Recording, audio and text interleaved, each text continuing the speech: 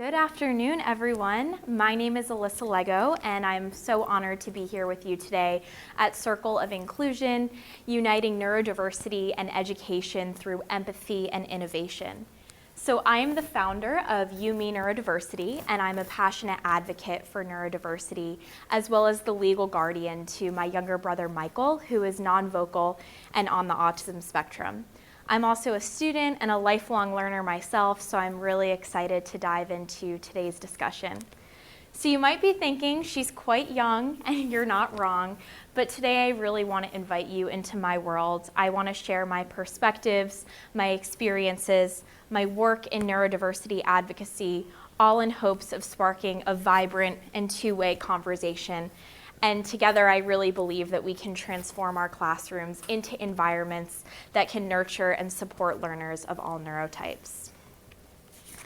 So I want to share a little story that highlights why our gathering here today is so crucial. So just the other week, a little incident involving my brother brought to light the more pressing need for more understanding and neuro-inclusive practices at school, in the community, and at home.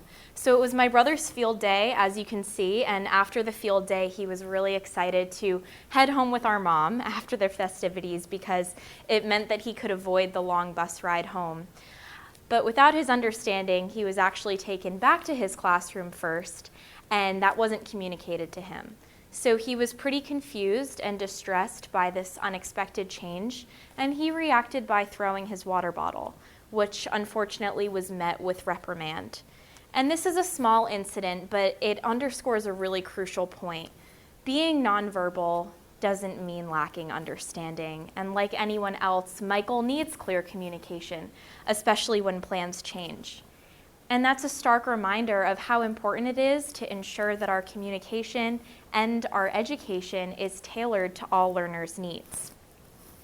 So reflecting on this, I want to consider the root of the word educate, coming from the Latin educare, meaning to raise, to lift, or to bring forth. And this brings us to a fundamental question that I want to invite you all to reflect on throughout our time today, and that's, are we really lifting up all of our students through our education? So Christina Cipriano from Yale's Education Collaboratory highlighted that in the year 2024, 7.3 million students required special education services. And despite an investment of $15.5 billion from the federal government to support these services, there are a lot of challenges that we're still dealing with, particularly with staffing. Importantly, though 80% of students with disabilities spend their time being educated in general education classrooms, most general education teachers today only take one class learning how to support them in their education prep programs. Our traditional metrics of good learning, such as sitting still, making eye contact, and fitting answers into predetermined boxes, don't necessarily reflect a student's engagement and understanding. For example, my brother may not make eye contact even when he's deeply engaged, and sometimes I need to be walking around or even running to retain the information from a lecture that I'm listening to. Neurodivergent students don't need to learn differently to succeed in our nation's public schools. Our nation's public schools need to educate differently so that every child, every student has a chance to succeed. If we keep providing all students with the same "this is the way we do things" approach to education, neurodiverse students will continue to experience diminished academic achievement, increased punitive disciplinary measures, and exclusionary placements. I believe that one size fits some and benefits less, not all, in education.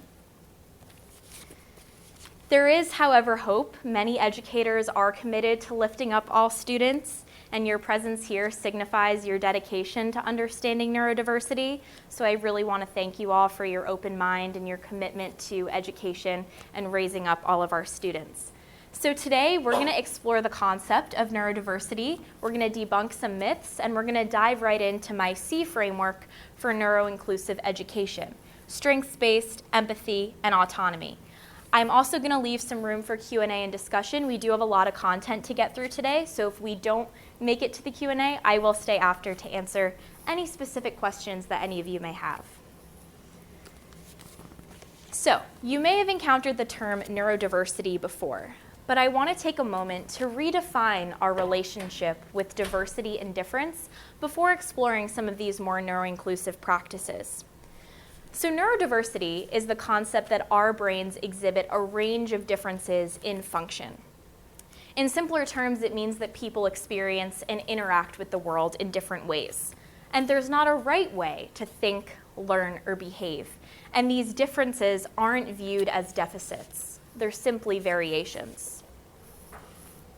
So originally coined by Judy Singer, Australian sociologist Judy Singer in the 1990s, the neurodiversity movement has been primarily linked with autism spectrum disorder, but it also encompasses neurological conditions like ADHD, OCD, as well as learning disabilities like dyslexia and dyscalculia.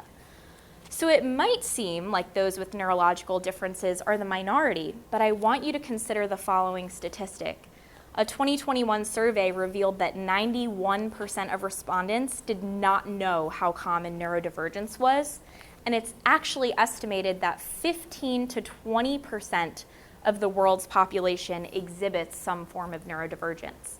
So if we have a classroom of, say, 20 students, there are likely several who are neurodiverse.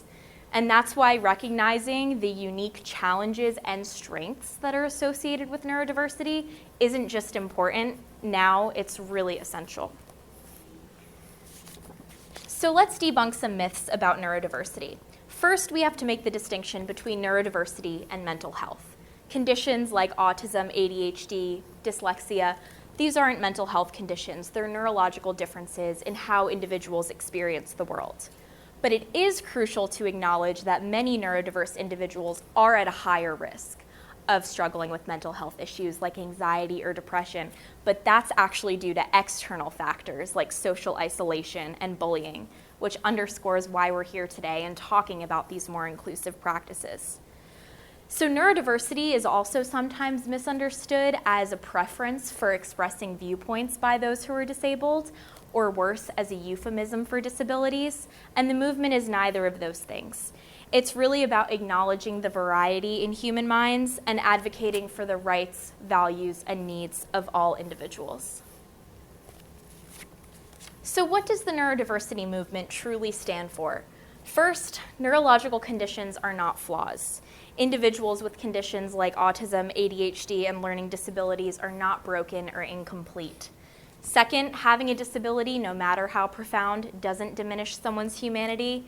And third, people with neurological differences can absolutely lead rich and meaningful lives. One thing that's really important to consider is that disability is actually more often about societal expectations than individual limitations. The concept of disability comes from the field of disability studies, and it posits that a person is only disabled when the societal structures don't accommodate their needs. So if we could imagine a world where wheelchair ramps and elevators were everywhere, simply using a wheelchair wouldn't inhibit someone's access. But providing these equal opportunities doesn't mean overlooking the specific challenges associated with disability. So when we discuss neurodiversity, we don't deny the challenges. It's about not pathologizing them as inherently problematic. So by embracing the neurodiversity framework, we're really advocating for inclusion for those whose brains work in atypical ways. And that's not easy, because it makes us challenge our assumptions about what's normal, about what's necessary, and about what's desirable in human traits and behaviors. So if we consider the following example of social interaction, in our society, like many others, being outgoing and extroverted is seen as likable, and it's in a lot of times tied to how successful a person is. But if we consider somebody with autism who might find large group interactions overwhelming, success and contentment might look a little different for them. They might thrive in one-on-one interactions or enjoy activities that promote deep focus, like writing, art, or research. So this approach is all about expanding our definition of what is a meaningful life, moving beyond the narrow confines of societal utility to a more full understanding of diversity within the human species and the human mind. So this shift in perspective now doesn't just accommodate, but truly values the varied ways in which people exist and show up in the world. So to kick off this part of the discussion, I want to try a little interactive activity with all of you that will help us recognize and appreciate the wide array of strengths each of us bring to the table. So if you all have your smartphone or computer, I'd like to invite you to go to slido.com, SLIDO.com, and then you can enter the code on the screen. It'll also be on this page as well. And I'd like to ask you all to just share a word and enter it into the box that you associate, the first word you think of when you think of a successful student. And if anybody needs any help, just let me know and I can come around and help. Okay. All right, so this is a great word cloud. So you guys did a great job actually identifying some strengths that are maybe a little bit lesser known. So amazing job. I want to compare this word cloud to another one that focuses on specific strengths that you may not know were associated with neurodiversity. So according to the Teachers Channel by Learning Edge, people with dyslexia show a really great ability in explaining things in a clear and concise way, great at visualization, empathizing, and pattern recognition. Individuals with ADHD can show an extreme ability to hyperfocus on the task at hand, as well as exhibiting high levels of creativity and spontaneity. And many individuals with autism have an identified strength in STEM subjects, logical reasoning, a strong sense of direction, and a drive for perfection and order. So this little exercise demonstrates that we all have unique strengths, and sometimes we just need to look for them. Every day, neurodiverse students bring similar strengths to our classrooms, and it's up to us to value and recognize these differences to pave the way for more supportive learning environments. So to give you a personal example, I am part of the roughly 20% of the population that exhibits some form of neurodivergence. I was diagnosed with ADHD earlier this year, actually, and this might mean that I face challenges with attention, managing my emotions, and switching between tasks. But it also means that I'm really creative, really great at thinking outside of the box, and I can also thrive under pressure. But the sad truth is it took me 20 years to come to terms with my limitations and my strengths. In school, I bore the labels of too chatty, too bossy, and all over the place. I really struggled with complex problems, especially in math, and I always doubted my long-term project ideas, and I would constantly seek validation from my peers and my teachers. I didn't realize then that those perceived weaknesses could be understood and empowered through a neurodiversity affirming lens. And today, as a self-advocate for neurodiversity, I understand how important it is to foster an environment where young people see those perceived weaknesses as potential strengths, and that they can recognize and harness those strengths, not just for academic success. It's about more than that. It's about building confidence, self-esteem, and resilience. So this brings us to the first S in our C framework, which is strengths-based education. As we may know, traditional educational models often focus on a deficit-based approach that looks at correcting weaknesses. But what if we flipped that perspective to focus on what our students excel at and harnessing those strengths to bolster learning and development? For neurodiverse students, I am a testament to the fact that that shift is really transformative. By concentrating on strengths, we not only help boost confidence and engagement, but we also pave the way for success in the classroom. So I want you to consider the fact that many neurodivergent individuals really struggle with self-esteem, largely because our society has yet to fully value and acknowledge neurodivergence. So a 2020 study focusing on individuals with autism highlighted 3 crucial findings. 1, autistic people reported way lower power and self-esteem compared to their neurotypical peers. 2, higher self-esteem in autistic individuals was linked to more positive self-appraisals where they saw value in their strengths, and that was tied to how much they valued their own unique gifts, emotional resilience, and sense of agency, which we'll get into later. And 3rd, global self-esteem is tied to the value of their unique gifts, emotional resilience, and agency. So these findings reveal the profound impact of perception and self-worth. William Dodson is a researcher and physician, and he refers to the epidemic of shame that particularly affects individuals with ADHD. And what's important to consider is that a child with ADHD, by the time they reach age 10, they receive 20,000 more negative messages compared to their neurotypical peers. And this barrage of negativity can lead individuals to see themselves as inherently flawed, which can discourage them from trying new things, seeking help, and even interacting socially. So Etienne Knopf is a researcher and self-advocate, and he further illustrates this problem in his work, noting that neurodivergent individuals often internalize this societal negativity, which directly inhibits their self-esteem. But here's where we see a powerful opportunity to transform the classroom to a place where self-esteem is cultivated. And Knopf stresses the importance of celebrating the unique strengths associated with neurodivergence that we just explored, strengths like loyalty, attention to detail, honesty, and persistence. And the link between self-esteem and academic success is well documented. Higher self-esteem correlates directly to greater engagement in learning, better relationships, and even improved mental and physical health.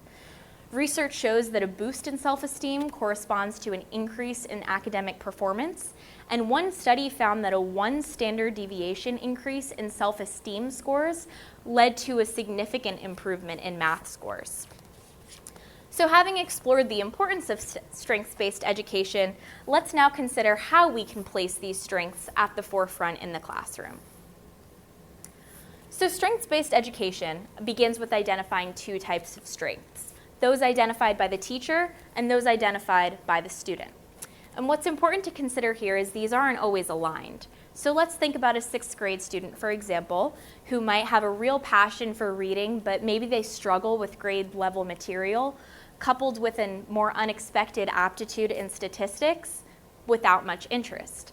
So the challenge here is, how do we engage the student in less favored subjects using what they're interested in as a bridge?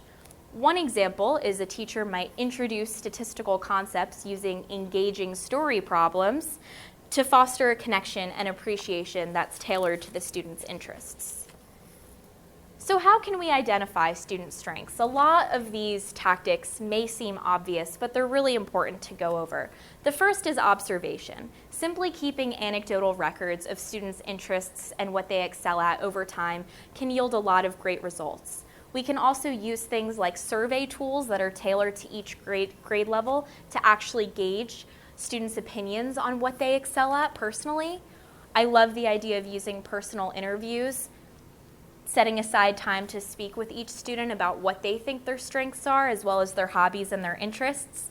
Group dynamics can be a great way to observe students to see what roles they gravitate towards and where they excel.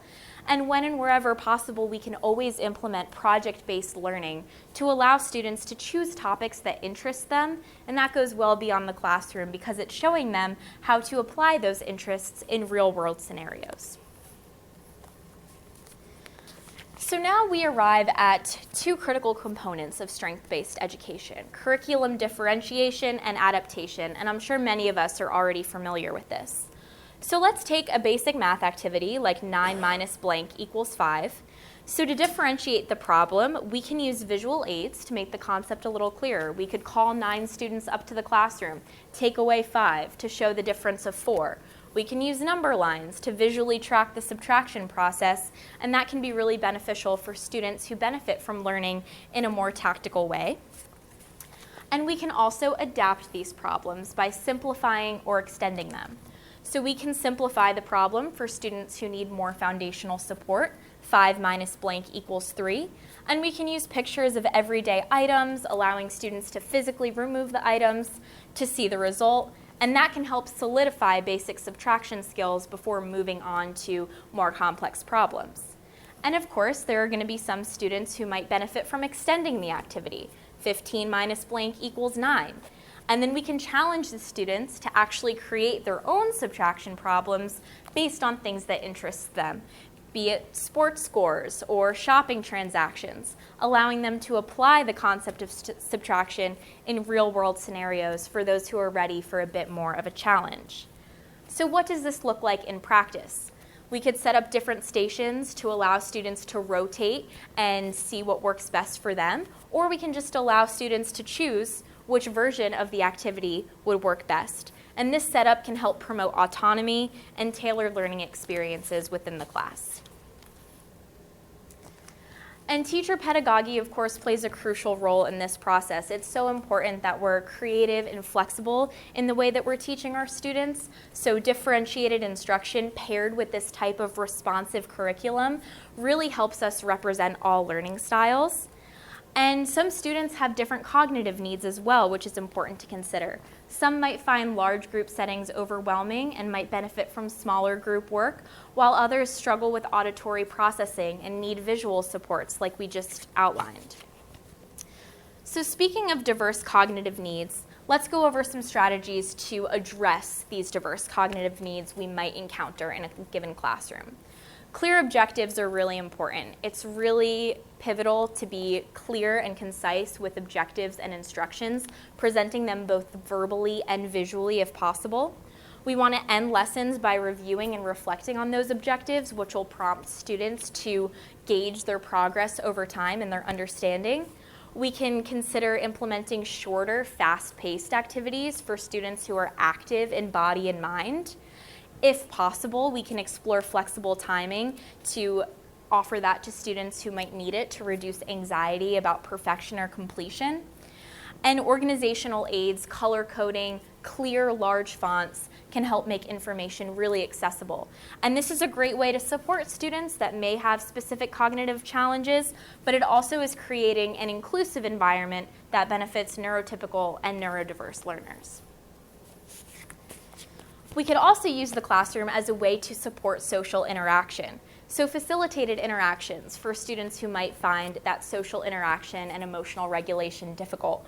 We can allow students to choose their seating or their group partners to ease some of that discomfort.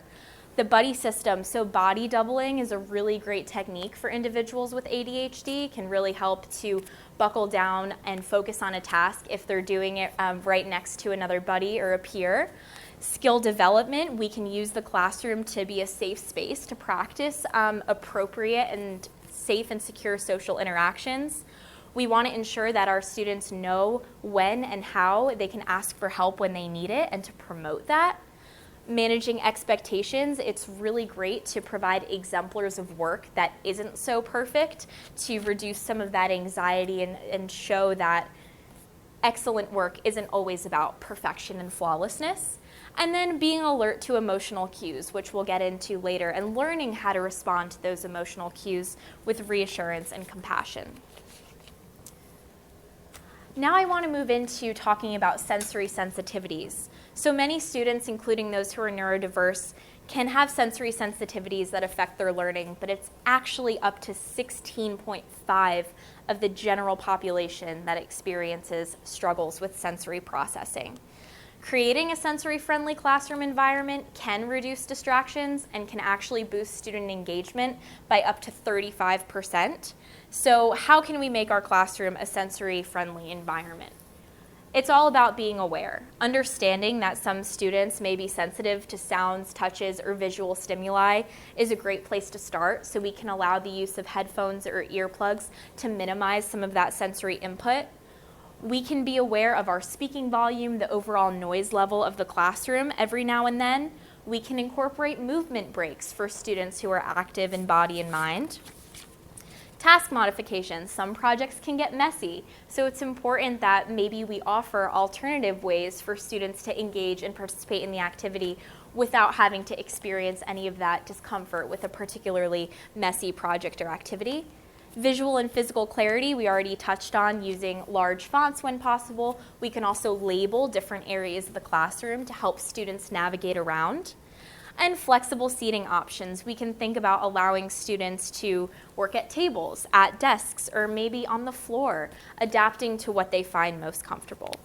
And by implementing these strategies, we can help create a classroom environment that supports the diverse sensory needs of all students, which can enhance their learning and development. So it's very common to hear if this is feasible or not to implement in a full classroom. And I fully understand those concerns.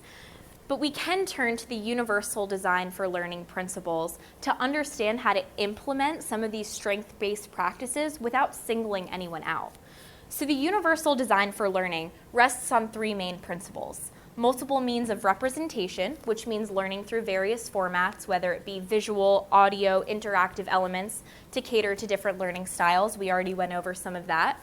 Multiple means of action and expression. This is all about allowing students to demonstrate their understanding in different ways. So maybe an oral exam or a group project or a creative video project. And multiple means of engagement, connecting learning material with students' interests and finding creative ways to make the material engaging for them.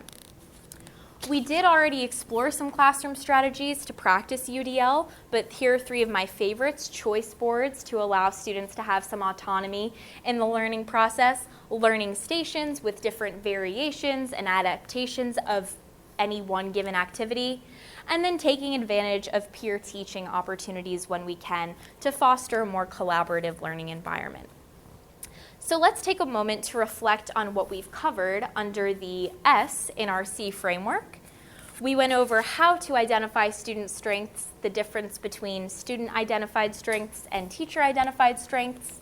We studied some different ways to differentiate and adapt our curriculum to students' different learning needs. That'll help us accommodate atypical processing speeds and any other cognitive challenges. We talked about the importance of a responsive curriculum and differentiated instruction. We went over some cognitive strategies to meet students where they're at, emotional and social strategies to help facilitate better interactions and promote emotional regulation. We discussed the importance of sensory sensitivities and how to create a sensory-friendly classroom. And then we briefly touched on the universal design for learning principles, which shows really how we can implement these practices without singling out certain students or making some students feel like they're getting more attention or special treatment from others. So as we move forward, I really want you all to consider how you can start to implement these strategies in the classroom to ensure that every student feels valued, understood, and empowered to succeed. So now we're going to move into the A of our C framework. Yes, we're taking these concepts a little bit out of order today to build on what we've already discussed regarding strengths-based education. So this shift to autonomy is really important because here we're going to learn how we can meet neurodiverse students where they're at. So I want to learn from Sam Farmer. He is a self-advocate and author, and he talks about the emotional distress and trauma that a lot of neurodivergent individuals face due to societal expectations that overlook neurodivergence. These pressures can really diminish self-esteem and can lead to a very widespread lack of trust in educational and clinical settings. So Farmer is really calling for a neurodiversity affirming approach that emphasizes understanding, acceptance, and tailored support, which really aligns with the core of what we're talking about today. I want to share these insights from a 2023 study from Front Psychiatry that dove into self-determination among autistic individuals, revealing that autistic individuals report lower levels of self-determination compared to their non-autistic peers. And this directly impacts and affects quality of life. So through interviews with 19 autistic adults, the study highlights that self-determination means the same thing for autistic adults and non-autistic adults, but that it's often hampered by ableist expectations and executive processing challenges. So the participants identified three crucial areas where support is needed. The first is enhancing autonomy. The respondents identified a need to make choices and control their lives without undue influence from others. Second is authentic self-expression. This is all about support for unmasking and encouraging students to show up as their authentic selves. And third is practical support for executive functions. So this can look like assistance with planning and organizing and executing tasks, which is essential for navigating the challenges of daily and academic life. So according to researcher Sue Oates, learning to learn is essential in the development of a self-regulated, autonomous learner. And the good news is we can teach all students, regardless of neurotype, how to be self-regulated, autonomous learners.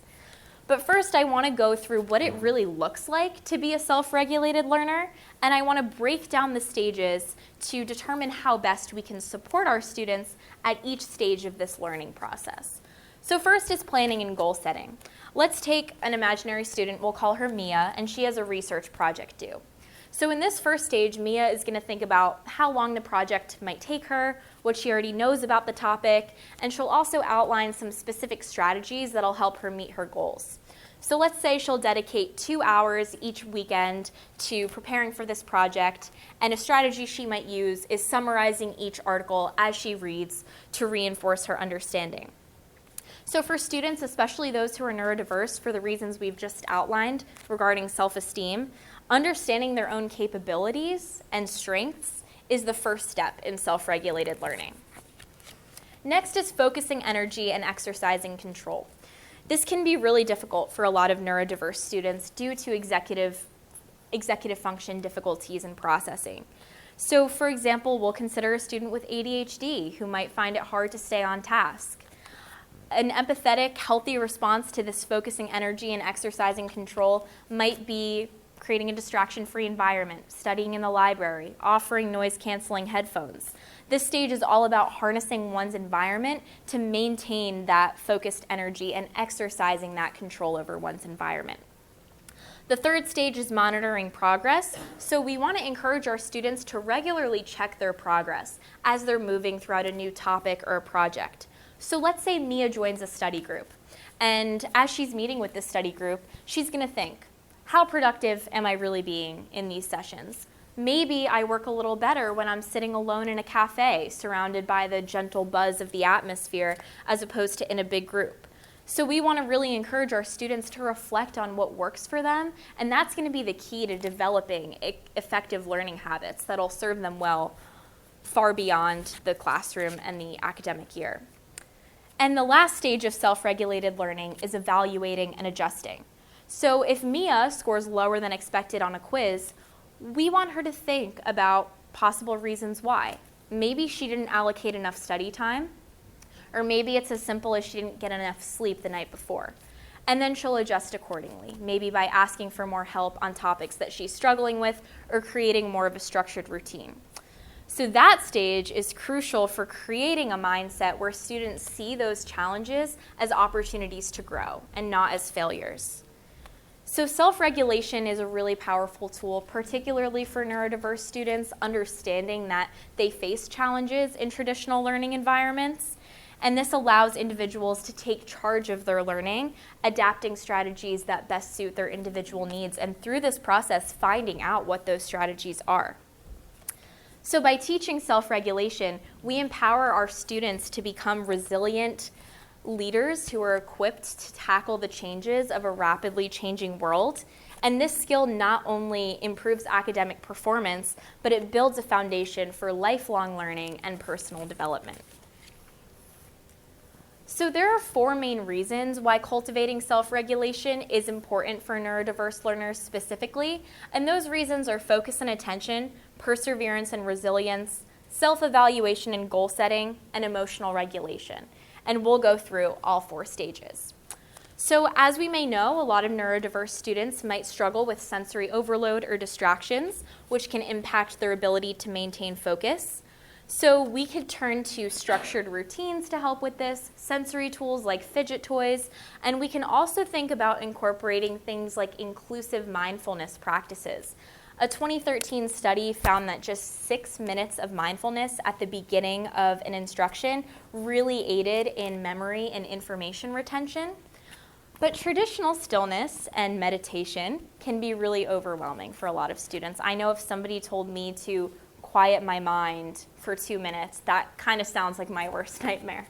So we can turn to more inclusive mindfulness practices. One thing I love is an active body scan meditation that involves simple movements coupled with synchronized breathing that can help really focus and calm the mind and get into the senses. And that can be suitable for students that, like me, that find traditional stillness really uncomfortable. And this can help our students realize that the classroom is a safe space to settle their nervous systems, to grow, and to learn. And second is perseverance and resilience.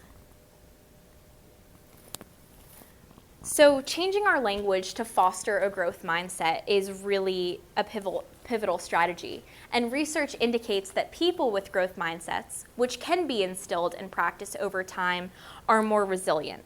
So positive affirmations and avoiding thinking traps are really essential. So for example, instead of a student thinking, I suck at math, we want to get them to think, I can improve at math with practice. And research heavily supports this.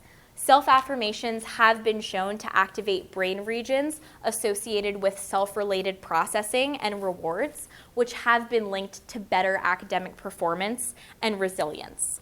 We also want to avoid negative messaging and overprotection to avoid reinforcing feelings of incapacity. And that's why it's so important that our teachers are aware that neurodiverse students enter the classroom already marked by negative messages about themselves, their neurotype, and their abilities. And it's up to us as educators to use language that promotes self-acceptance, growth mindsets, and resilience. So here are just a few examples of some self-affirmations that we can use. I can learn from my mistakes. I can do hard things. Every challenge helps me grow. I believe in myself and my abilities. I can ask for help when I need it. Mistakes are opportunities to learn. I am not afraid to take risks in learning. I can adapt and adjust to change. I can always improve with practice, and I will keep trying even when it's tough. The third reason why self-regulated learning is so important for neurodiverse students is goal setting and evaluation. So this process is really empowering for students as it teaches them to recognize their strengths and areas for improvement. I love the idea of using visual goal thermometers, or we can implement 10-minute goal setting conferences, maybe on a monthly basis. This can help students boost their communication skills, but it can also inspire self-advocacy, which is a skill that students can apply well beyond the classroom. And the fourth reason why self-regulated learning is so important is emotional regulation. So emotional dysregulation is a lesser-known lived experience of neurodivergence, but it has major impacts on daily life. Sources indicate that 70% of children with autism have some emotional challenge, and 30 to 73% of individuals with ADHD struggle with emotional dysregulation, many of them identifying it as the most debilitating symptom of the disorder.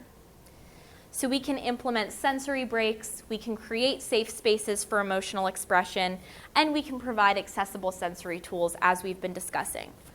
It's also really simple. We could use narrative storytelling to help students identify and process their emotions as well. And this doesn't have to be complicated. It could be as simple as saying, today my coworker Laura gave me a cupcake at work, and that made me feel happy, and so on. So we now understand that A stands for autonomy in our C framework. We've gone over what goes into a self-regulated learner and the 4 reasons why self-regulation is important, including focus and attention, perseverance and resilience, self-evaluation and goal setting, and emotional regulation. And we've also discussed the ways in which we can make the classroom be a safe space for self-regulation or to teach self-regulation. So E is for empathy in our C framework. And I want to consider a scenario to bring this letter E to life. So imagine you're preparing for the next class when the Spanish teacher comes up to you and she tells you that Jake, one of your students, has been disruptive again. This isn't the first time this week that you've heard this from the Spanish teacher. And in a moment of frustration, you consider telling Jake that he'll lose recess privileges if he continues this behavior. But what we see on the surface, the outward behaviors only tell part of the story. What might be happening below the surface? Empathy is what allows us to connect with those underlying struggles, be it learning differences, trauma, or other personal challenges that influence those behaviors that we see. Empathy communicates, you're not alone, and I want to understand your experience. But it's important to remember that being empathetic doesn't mean lowering our standards. It's about validating feelings of our students while maintaining those high expectations. And when students feel understood, they're more likely to be motivated and engaged. Empathy also fosters self-awareness in students, empowering them to advocate for their needs. So researchers have identified 4 critical components of empathy that we can implement into our teaching practices. The first is perspective taking.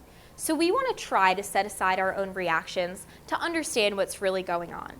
We can ask ourselves, do I believe that my students are trying their best? This helps in understanding the students' actions in the context of their capabilities and what might be going on below the surface. Second is putting aside judgment. It's really easy to form quick conclusions based on what we see, especially in the middle of a hectic school day with 20 kids all at once. So it's crucial to take a step back and ask, what more information do I need about this situation? This involves gathering a little bit more information before reacting when that's possible. Understanding feelings, we can try to connect with similar experiences or feelings that we've had related to the student's experience. We can ask, how might this situation feel for them? And this can involve simple reflective questions to probe deeper into the student's emotional state and what's really bothering them. And then communicative understanding. A lot of us, myself included, are prone to quick fix-it responses. But what might be more effective is using reflective language like, it sounds like you feel, or I hear that you're saying. This approach avoids those quick fixes and builds trust between the teacher and the student. So imagine if we reacted a little bit differently to Jake. Instead of a punitive response, you notice his tears and realize that Spanish class is really difficult for him, compounded with a really loud environment and really bright fluorescent overhead lights. An empathetic response might be, I see you're having a hard time in class, Jake. Let's talk about what's making it hard and how we can make this easier for you. What do you need to feel less overwhelmed? This approach shows Jake that you're not just focused on his behavior, but his well-being as a whole. So I want to invite you to think of a time where a student's behavior challenged you. How did you respond? And considering what we've overviewed about empathy, how can you handle a similar situation a little differently in the future?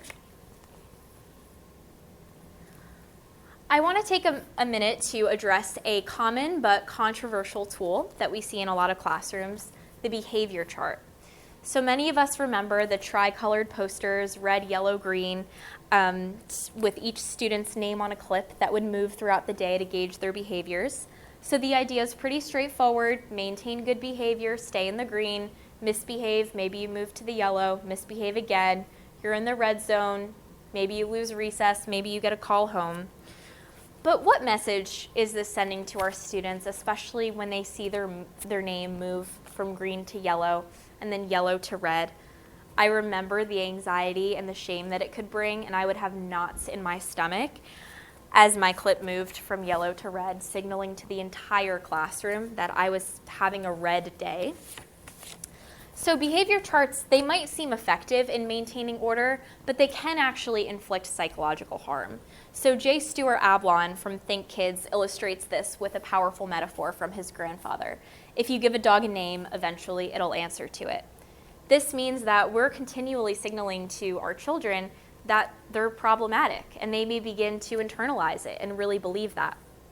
And then Dr. Lori DeSottles, she's an assistant professor at Butler University, further emphasizes this need for deeper understanding.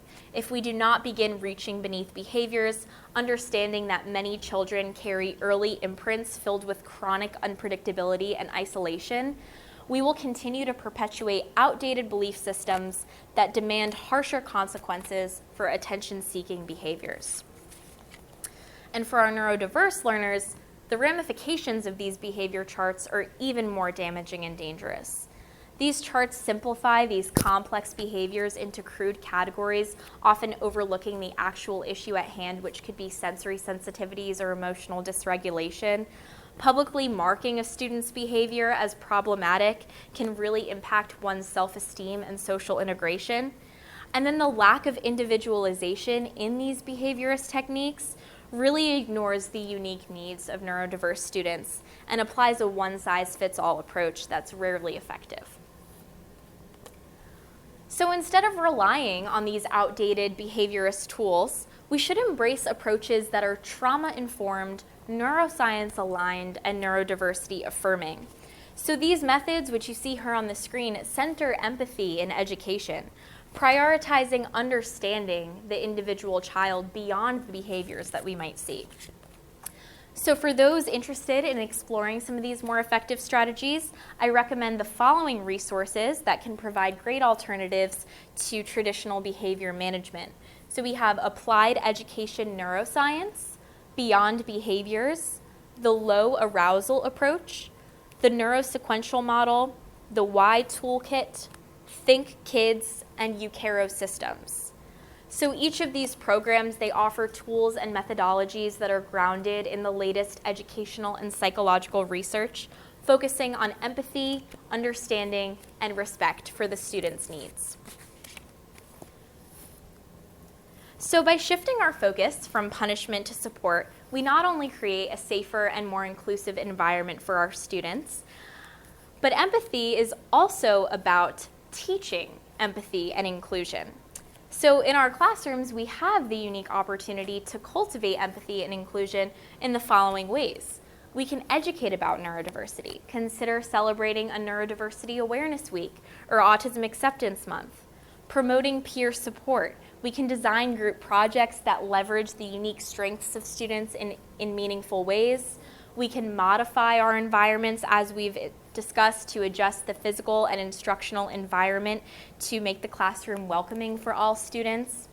We can think about implementing more inclusive hiring practices as possible and recognizing the benefits of hiring neurodiverse staff that bring a different perspective and really model diversity and inclusion in our classrooms. And we can foster open discussions about neurodiversity, presenting neurodiversity as a normal variable, a normal adaptation in the human species and experience. And I think that the way we talk about neurodiversity really matters, and that's why I'm really excited to introduce you to a project that's very close to my heart. So this is You, Me, Neurodiversity, and we're a children's book series focused on embracing neurodiversity. So with titles like Max and the Tower of Acceptance and Lily Finds Her Voice, tailored to ages 5 through 9, this series aims to celebrate neurodiverse individuals, neurodiverse students and children, without pathologizing them. Each story is rooted in real experiences, crafted with input from self-advocates to ensure authenticity and impact, and a portion of every book proceeds goes to support autism-focused charities.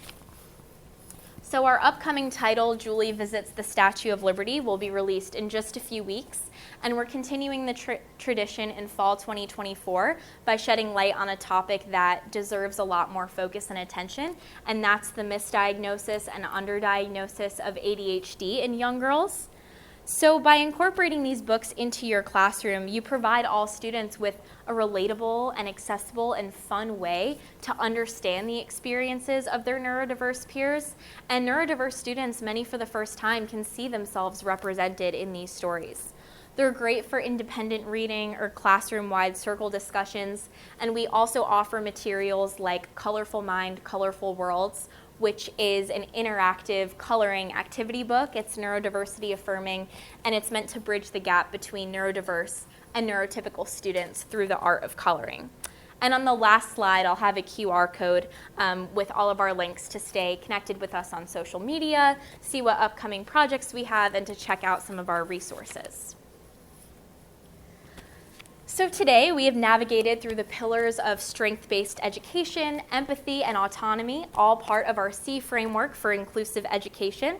My hope is that these principles resonated with you today, equipping you to foster a classroom environment where every student feels accepted, celebrated, and understood. And I really want to leave you with a metaphor that encapsulates our discussion. So let's consider a gardener who nurtures a variety of plants.